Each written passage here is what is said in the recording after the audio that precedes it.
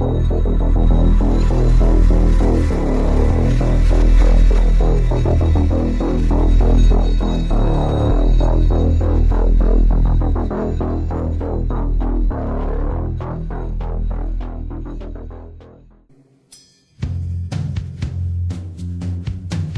name is Nassim Sabs.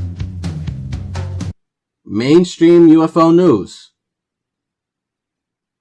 It will continue to increase because they have to get the population that doesn't know about these things ready to receive their quote-unquote alien brothers and sisters from far away. Their alien brothers and sisters from far away gonna come be with them and make them nice and make everything nice and good. The alien brother and sister gonna come over here and be okay, and everything's gonna be nice, and we can all sing happy, happy, joy, joy together with the aliens. See, these people, they will not say the truth. Only when they think that they have reached the position of being God, then they will say the truth. Then they will say the truth like, oh, this is the devil. But before that, they're not going to say. They'll only say the truth when they feel they have complete, total control over the situation, and they don't feel like they have complete, total control over this situation.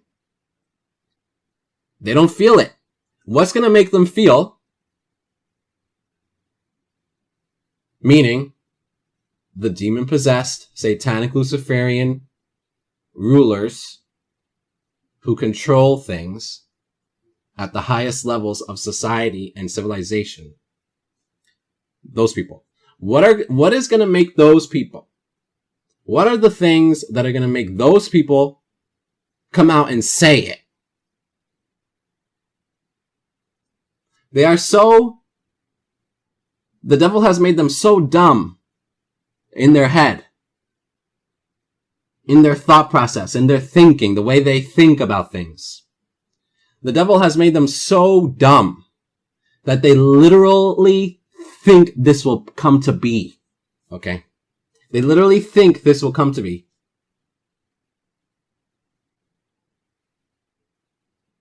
They literally think this will come to be. And all the other little devils following after the main one.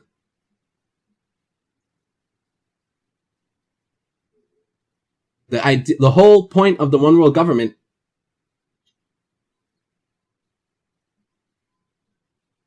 is to get people unified underneath the devil called Antichrist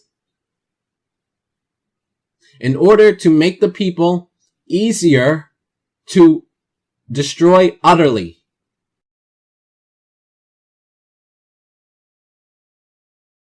%100% of the bombs hit the target. 100% of the rockets hit the target. Shot up, completely destroyed the Iraqi air defense systems. It was a 100% system. Only one aircraft suffered one small hit, or actually where a missile just barely missed it, and it just chipped out part of that, but the aircraft was able to make it home. It was a minor repair. The aircraft's back in service. But anyway, now there's some 179 of these built. They're building about one every other month, thereabout. They're a $208 million aircraft, while this one here is about a $188 million aircraft, and it's fraught with problems. Although recently, the F-117A, Black Jet as they're known as, originally housed at Nellis Air Force Base, Tonopah Test Range, S4, Groom Lake, you name it. These aircraft employed a three-dimensional radar.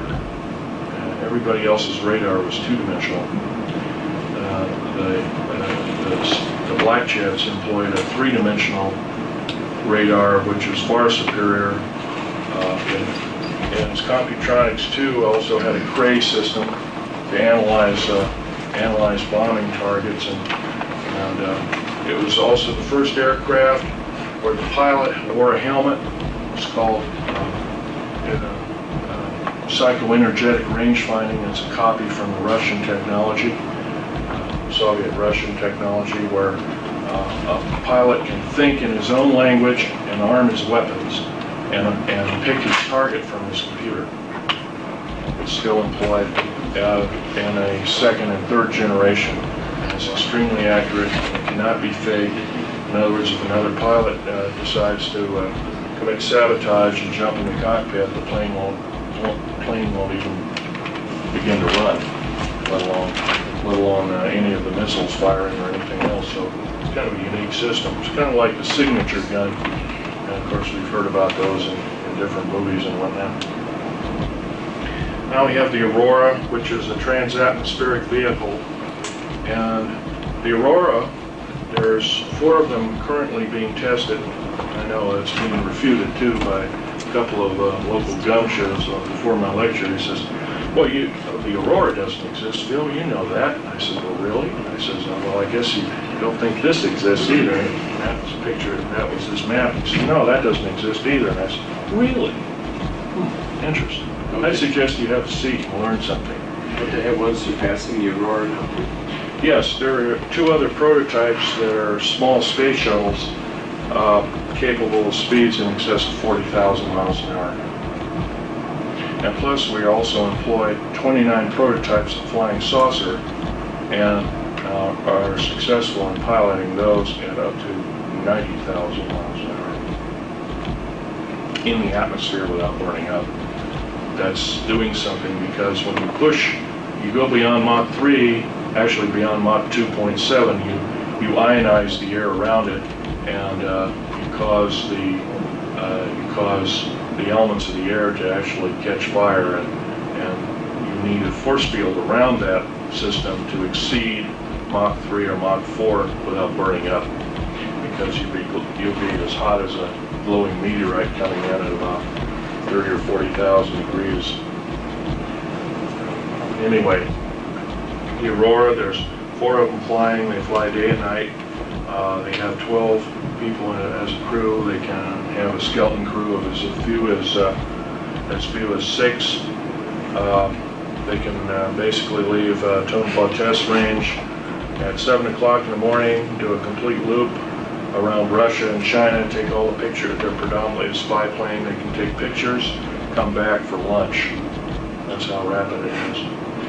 They attain from basically zero. Once again, this aircraft, and this aircraft are anti-lifting bodies. They're not conventional winged aircraft. A flying saucer theoretically is a circular wing. These are not. These are anti-lifting bodies. In other words, it takes an incredible amount of speed before they're able to take off.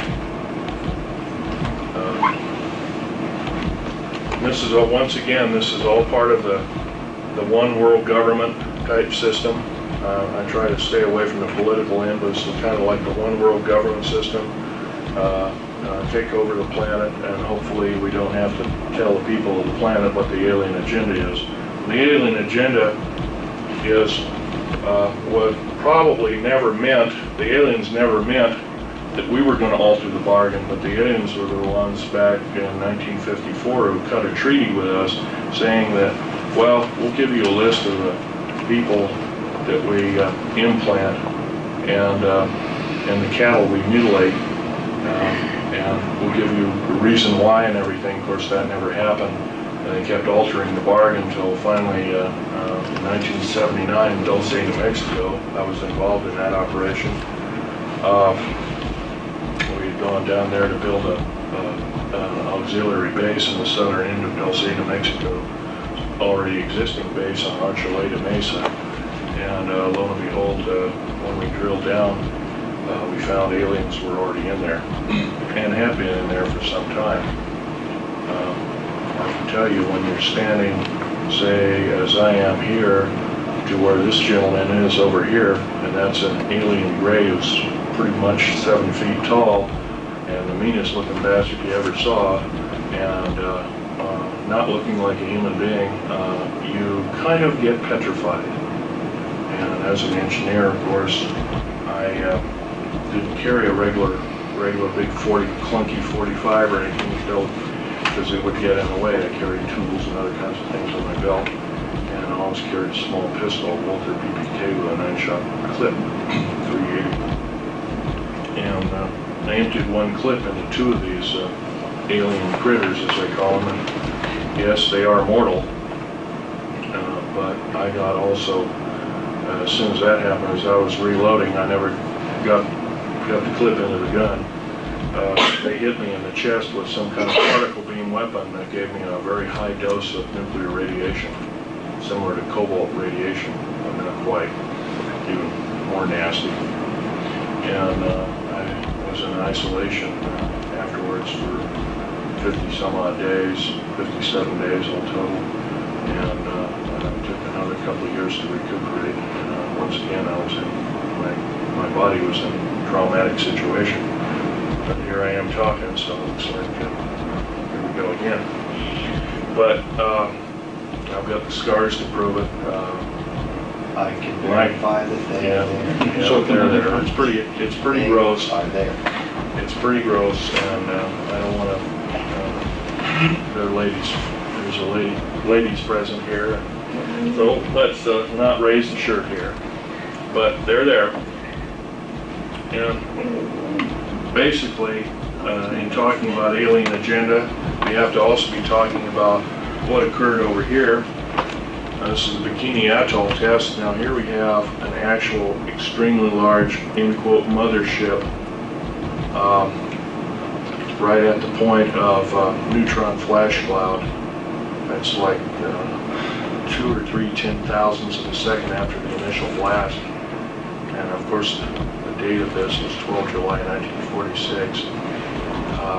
As we all remember, if we read our history on UFOs and how they started, it wasn't really known. As a matter of fact, after Roswell, we remember that there was a Senate hearing and the House of Representatives hearing, a closed-door session hearing, but a little bit leaked out in the public, and it stated that the government knew nothing about UFOs prior to that time.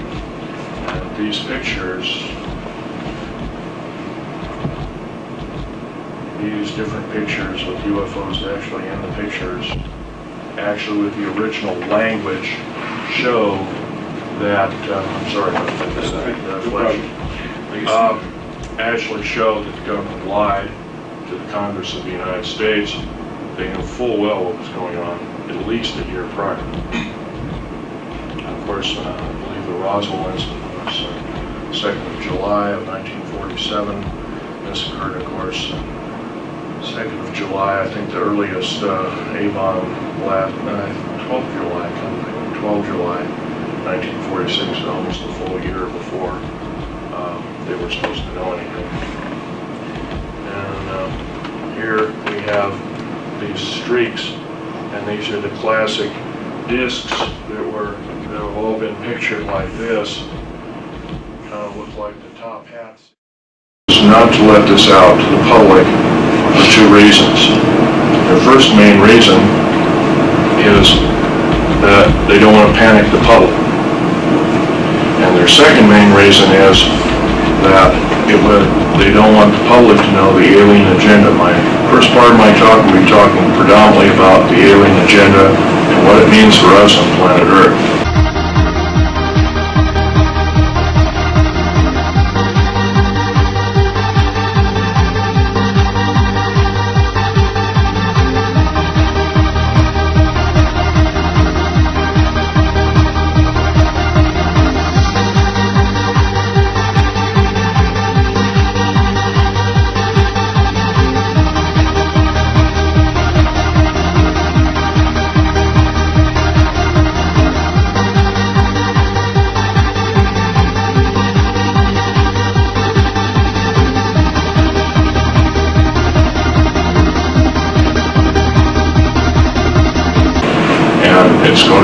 It's going to get pretty graphic.